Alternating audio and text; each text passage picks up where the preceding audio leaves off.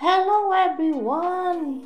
Ito na naman ang inyong kusenera ng Way Morbin Cooking Lifestyle. Sa araw na ito, gagawa tayo ng time-baked chicken. Panibagong chicken recipe sa ating kusina. Ito ang ating mga inihandang sangkap, iba't ibang sangkap para sa ating chicken. Ayun ang ating chicken, malinis na. Inihanda na rin natin ang ating baking pan or ang ating baking tray. Ngayon, hihiwain natin ang ating chicken sa butterfly na style. Ayan, hiwain natin siya dyan sa bandang breast or sa tiyan. Ayan, kalahati lang, hindi natin isagad. Then, atin siyang ipaganyan. Ayan, parang butterfly style. Then, tusok-tusukin natin ang ating chicken para paglagay natin ng mga ingredients, manunuot siya at saka manunuot ang lasa at sarap sa ating pag-bake mamaya. Ayan, ganyanin natin ang ating chicken. Continue lang. O, yan. Tapos, ang isa naman, ganun din ang ating paghiwa. Sa hindi pa po nakasubscribe sa ating channel, just click the subscribe button and notification bell to notify sa mga bagong uploaded video. Ayan, ganunin din natin ang ating chicken. Ayan, tapos na natin siyang nahiwa at natusok-tusok. Lagyan natin siya ng lemon para hindi malansa ang ating pagluluto. Ayan, ganyan ang paggawa ko para lalo din yan siyang masarap at hindi siya malansa. Kasi pag 45 days ang chicken, malansa yan. Ayan. Ayan, continue lang. Pwede kayong gumamit ng fresh lemon or calamansi juice. Then, lagyan natin siya ng black pepper.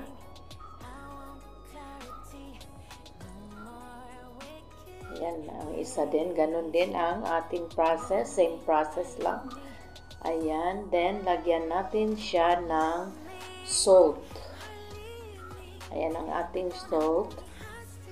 Tansyahin lang natin para hindi umalat ang ating manok na lulutuin. Ayan, tansya-tansya lang ang ating paggawa dyan.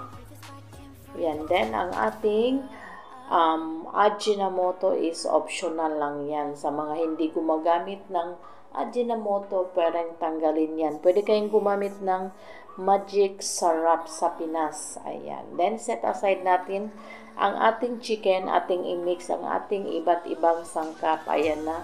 May turmeric, paprika, cumin powder.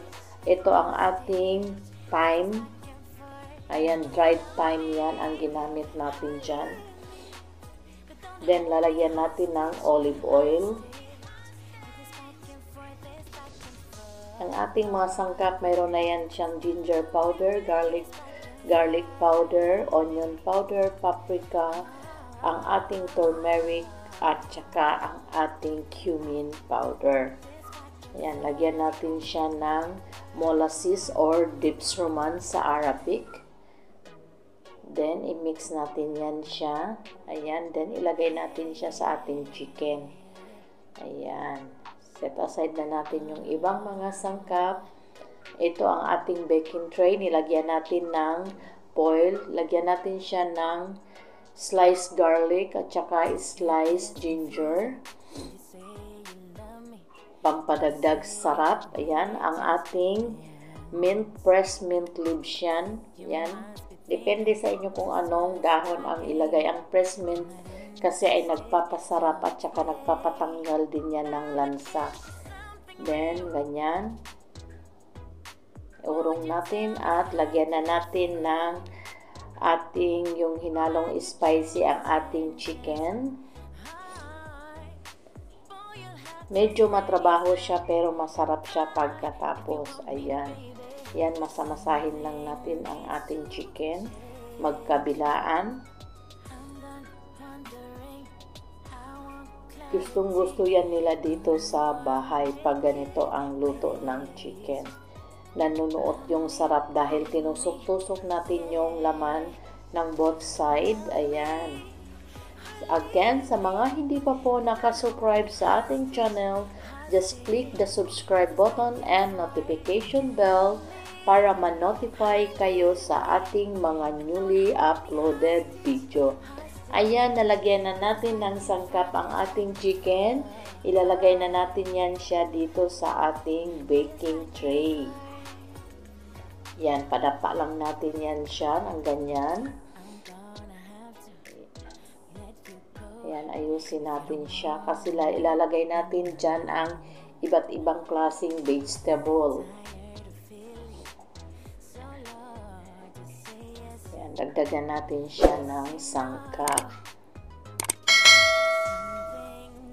Yan, continue. Kung nanonood pa kayo sa ating video ngayon, ibig sabihin na gustuhan nyo at excited kayo sa ating niluluto. Ayan, lagay na natin doon at ating ilagay ang ating mga vegetable dito sa inano nating chicken kanina para malagyan din sila ng spice. Yan, ilagay natin yan. Ang patatas, mayroon tayong zucchini, mayroon tayong squash, carrots, ang onion, malaking sili at saka bell pepper. Then, ilagay natin yung ating remaining na mix spices. Yan, lagay natin. Then, halu-haluin natin para maragyan yan siya lahat ng sangkap. Ayan. Para pag-bake natin, hindi na natin kailangan halu-haluin. Yan, ilagay natin ang ating whole spice, ang ating cinnamon, bay leaves, at saka ang ating star anise. Then, atin nang i-arrange ang mga gulay dito sa ating baking tray. Ayan, sa side lang natin. Ang sa loob yan, pwede nyo rin lagyan, siksikan nyo yan sa loob para malagyan din siya ng gulay. Ayan. Keep on watching. Ayan po. Kumusta po kayo mga ka-OFW ang inyong Ramadan? Yan, malapit na tayong matapos. Ayan, lagay natin ang ating mga vegetable. O tignan nyo, healthy and delicious po ang ating niluluto dahil parang only vegetable. Tingnan nyo, ang dami-daming vegetable. Ilagyan natin ng fresh lemon. Tapos ito ang whole garlic, isang buo talaga na garlic. Then, lagyan natin ng at least 1 cup na hot water yung ating mixture kanina. Ayan. Then, ibuhos natin sa side. Ayan. Ibuhos natin dyan. Ayan na ang ating niluluto. Ayan, lagyan natin. Pinuhos natin dyan. Tapos, pagkatapos natin yan, tapos na nating lagyan natin ng coriander, fresh coriander leaves. Ayan, sprinkle lang natin sa taas ng ating mga gulay. Ayan, to enchant the flavor, yan ang ating coriander leaves. Lalo yan siyang sasarap. Ayan, pagkatapos, tatakpan natin ng foil paper or aluminum foil kasi ibibake natin for 45 minutes. Ayan, i-bake. Ito yung ating finished product. Ayan, while baking, maghintay tayo. Ayan, after 45 minutes, ito na yung ating binake na time-baked chicken.